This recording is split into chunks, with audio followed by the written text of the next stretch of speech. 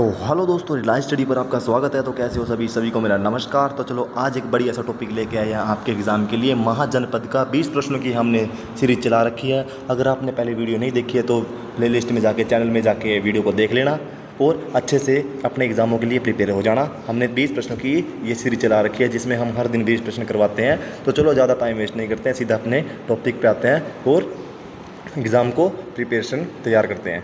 तो हमारा ये महाजनपद से रिलेटेड चैप्टर है जिसमें पहला प्रश्न है हमारा, प्राचीन भारत में क्या है प्रश्न, प्राचीन भारत में महान जनपदों की संख्या कितनी थी? तो कितनी थी? उत्तर है सी, 16 महाजनपद थे। कितने थे? 16, जो कि आपको याद रखना है। अगर वीडियो अच्छी लगे तो लाइक, सब्सक्राइब एंड कमेंट करना और अच्छे से अपने एग्ज़ाम के लिए प्रिपरेशन कर लेना, ठीक है भाई। चलो अगला प्रश्न है, मगध की प्रथम राजधानी कौन सी थी? तो मगध की प्रथम राजधानी कौन सी थी? मगध की प्रथम राजधानी कौन सी थी? वैशाली, ठीक है, ये आपको याद रखना है। उसके बाद थोड़ा बड़ा कर लेते हैं इसको। उसके बाद है तीसरा प्रश्न, 16 महाजनपदों का उल्लेख किस ग्रंथ में मिलता है? 16 महाजनपदों का उल्लेख किस ग्रंथ में मिलता है? तो ये आपको याद रखना है। ये 16 महाजनपदों का उल्लेख अंगुत्तर निकाय में मिलता है, ठीक है, ये आपको याद रखना है। उसके बाद चौथा प्रश्न है, वज्जी महाजनपद की राजधानी क्या थी? वज्जी महाजनपद की राजधानी क्या थी? तो ये वैशाली, चंपा, उज्जैन और तक्षशिला। तो क्या थी? वैशाली, राइट आंसर हो जाता है, आपको याद रखना है, ठीक है। उसके बाद अवंती महाजनपद की राजधानी क्या थी? तो अवंती महाजनपद की राजधानी आपको बताना है। अवंती महाजनपद की राजधानी, तो A option Varanasi, B option Ujjain, C option Shravasti और D option Indraprastha.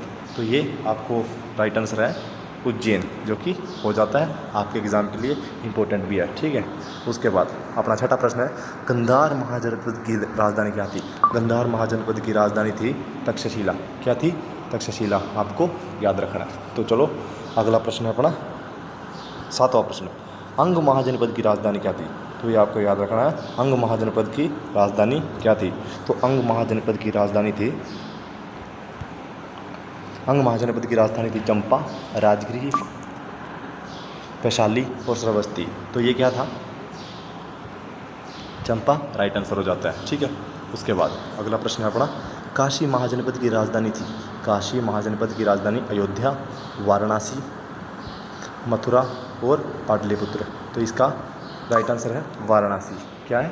Varanasi, Varanasi right answer हो जाता है, आपको याद रखना है। उसके बाद कौशल महाजनपद की राजधानी थी, कौशल महाजनपद की राजधानी क्या थी? श्रावस्ती।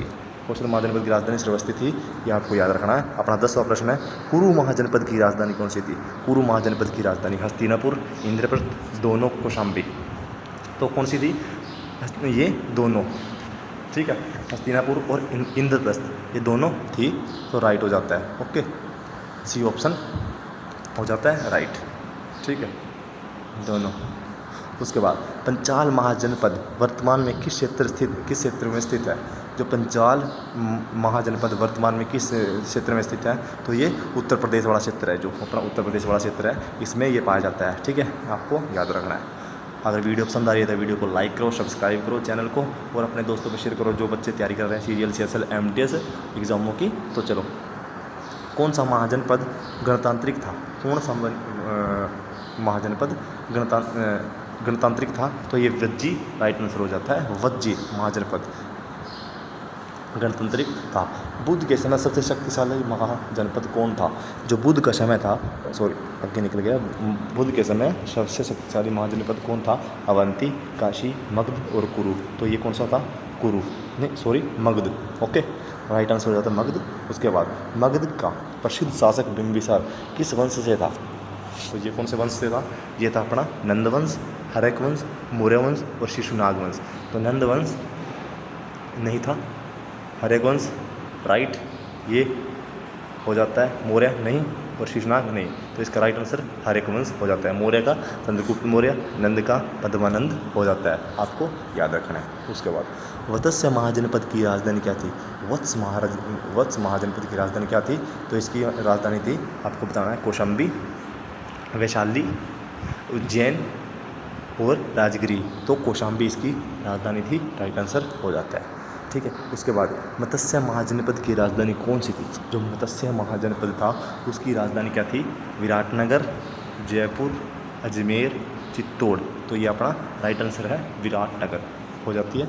उसके बाद ये हमने 20 प्रश्नों की सीरीज चला रखी है, अगर आपको नहीं पता है तो मैं आपको दोबारा से बता देता हूँ। जो बच्चे बीच में से अगर वीडियो देखने लग गए हैं तो उनको बता देता हूँ कि ये 20 प्रश्नों की हमने सीरीज चला रखी है। अगर आपने पहली वीडियो नहीं देखी है तो उसको चैनल में जाके प्ले लिस्ट में जाके इनको आप देख सकते हो।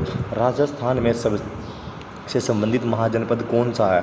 राजस्थान से संबंधित महाजनपद कौन सा है? तो ये कौन सा हो जाता है अपना? राजस्थान से संबंधित मत्स्य राइट आंसर हो जाता है। उसके बाद चेदी महाजनपद किस क्षेत्र में स्थित है? चेदी महाजनपद किस क्षेत्र में स्थित है? तो ये बुंदेलखंड में स्थित है, ये आपको याद रखना है। अपना 19वां प्रश्न जो कि अपना लास्ट सेकंड प्रश्न है, अशमक महाजनपद दक्षिण भारत का एकमात्र महाजनपद था, इसकी राजधानी क्या थी?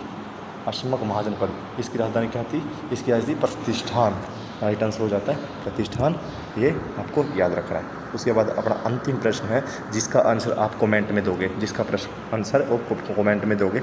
मेरे पास इसका आंसर है पर आप इसको कमेंट में दोगे, ठीक है? कमेंट में इसका आंसर देना है। और ये भी आपको दिख भी गया है यार, चलो बता ही देता हूँ मैं। अंग देश, अंग, ठीक है। महाजनपद में कौन सा महाजनपद बाद में मगध में विलीन हो गया? तो ये अंग महाजनपद था जो ये किस में विलीन हो गया था?